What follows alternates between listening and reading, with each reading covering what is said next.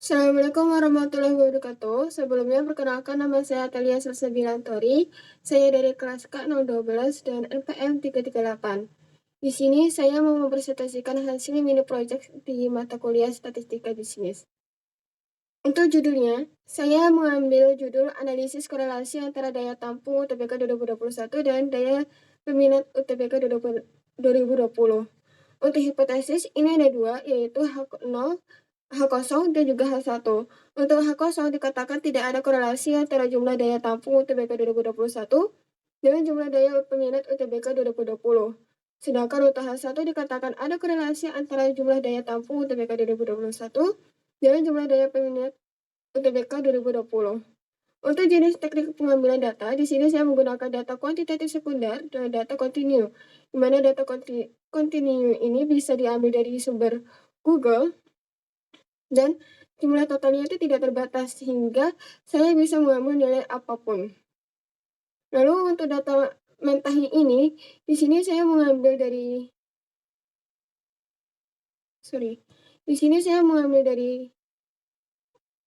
Lewin Mahdi. Nah, ini ada 60 data, namun saya hanya mengambil 30 sampel yang ada di data ini untuk mini project saya. Dan saya sudah menulis data-data tersebut di sini. Lalu untuk hasil pengolahan data, di sini saya menggunakan korelasi coefficient calculator atau yang biasanya disebut dengan statistik kingdom. Di sini saya sudah menulis data-datanya. Sebelumnya di sini itu berbentuk X dan di sini berbentuk Y. Untuk yang X saya menulis untuk data daya tampung 2021 dan untuk Y saya menulis daya minat 2020. Untuk mencari hasilnya di sini kalian hanya menekan tombol kalkulat warna biru yang ada di bawah, lalu akan menghasilkan hasil data seperti ini.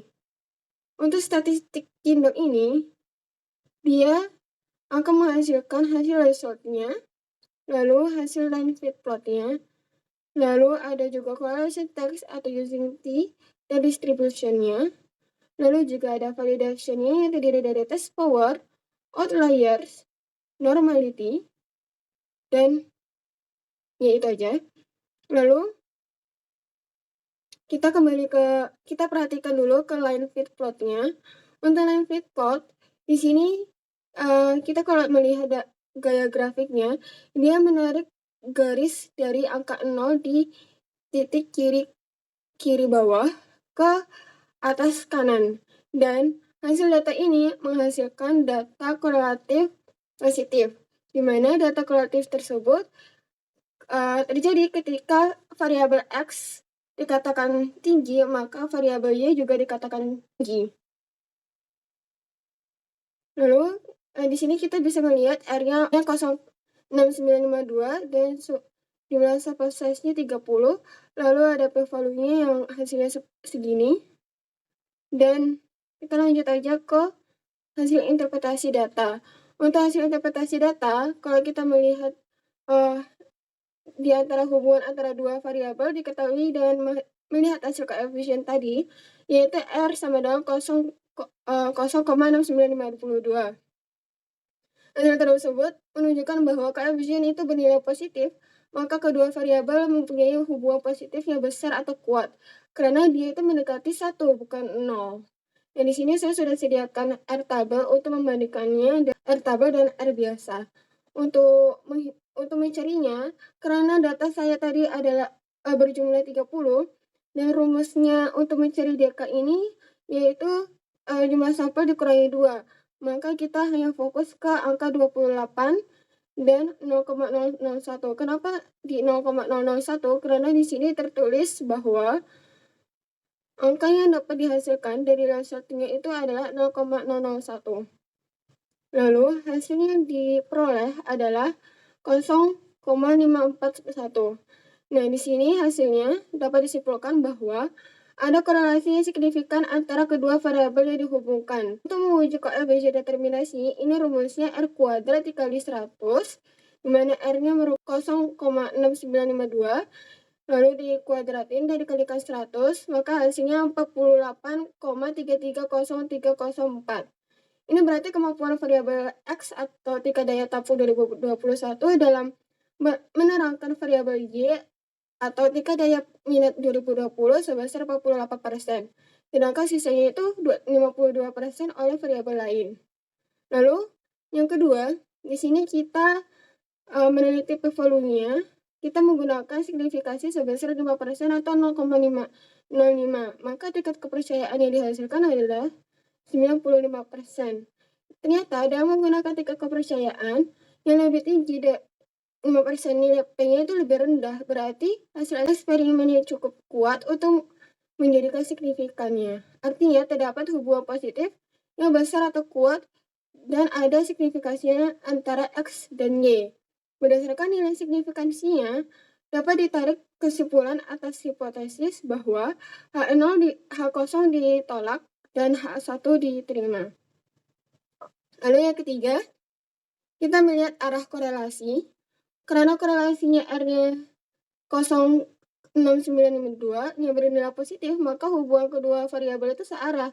Artinya jika variabel X merupakan tingkat daya tampung 2021 nilainya tinggi, maka variabel Y ini yaitu tingkat daya peminat 2020-nya akan tinggi.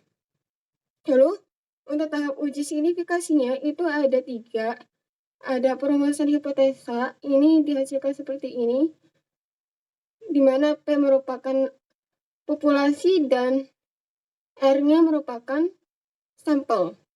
Lalu untuk menentukan taraf nyata dan nilai T-tabel, untuk taraf nyata kita yang tadi kita menggunakan 5% karena kita menguji dua arah, rumusnya A/2 dan hasilnya 0,025. Terus untuk DF-nya N dikurangi 2, jumlah sampel dikurangi 2, yang hasilnya 28. Dan taraf nyatanya ini A dibagi 2, yang hasilnya 0,025 dan DF-nya 28. Untuk nilai taraf nyata juga bisa dilihat dari kalkulator tadi. Dan hasilnya itu 51182. Itu bisa dilihat dari sini. Ini ya, teman-teman. Lalu, lanjut.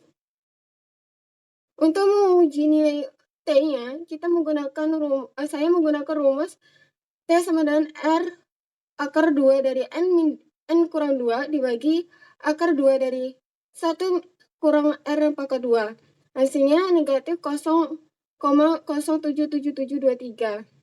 Berdasarkan hasil penelitian dan pembahasan mengenai analisis korelasi antara tingkat pengangguran dan pandemi COVID-19, ini kita terdapat 3 poin. Yang pertama, itu terdapat hubungan yang kuat atau besar dan ada signifikasinya antara tingkat daya tampung dan tingkat daya peminat SBMPTN UGM 2020-2021. Hubungan tersebut termasuk indikator kuat atau tinggi dan ini positif ya teman-teman, bukan positif. Dan positif serta dia itu tidak berlawanan arah. Artinya, jika tingkat daya tampung 2021 tinggi, maka tingkat daya minat 2020 itu juga ikutan tinggi. Hal tersebut membuktikan bahwa H1 ada korelasi antara tingkat daya tampung 2021 dan tingkat daya minat 2020 SBMPTN UGM.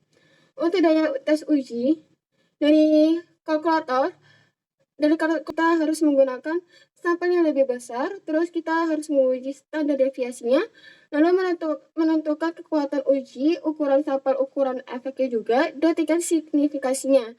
Dan catatan, semuanya itu harus dilakukan sebelum mengumpulkan data. Dan terakhir, untuk outlier-nya ini hanya ada di daya tampung 2021, yaitu sebesar 3,33%, dan untuk daya peminat 2020 ini tidak ada data outlier-nya. Sekian dari pembahasan saya atas presentasi tentang mini project di mata kuliah Statistika Bisnis. Sekian, terima kasih.